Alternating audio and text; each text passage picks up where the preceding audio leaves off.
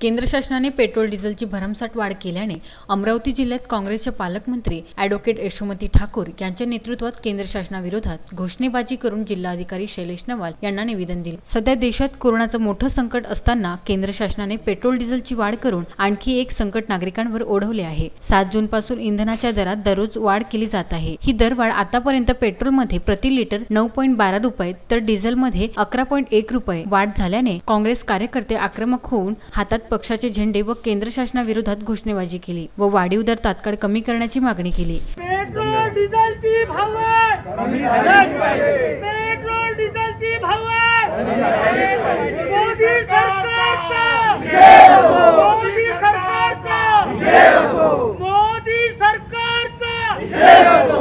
मोदी सरकारचा जय हो। पेट्रोल डिझेलची भाववाढ कमी झालीच पाहिजे। पेट्रोल डिझेलची भाववाढ यावेळी ग्रामीण जिल्हा अध्यक्ष तथा जिल्हा परिषद अध्यक्ष बबलू देशमुख, शहर अध्यक्ष किशोर बोरकर, आमदार शुल्भा खोडके, माजी आमदार प्राध्यापक वीरेंद्र जगताप, बबलू शेखावत, वंदना कंगाले सह शहर ग्रामीणचे पदाधिकारी, जिल्हा परिषद सदस्य, महानगरपालिका, नगरसेवक व कार्यकर्ते उपस्थित होते। सुरेंद्र वेसने, विदर्भ न्यूज, अमरावती।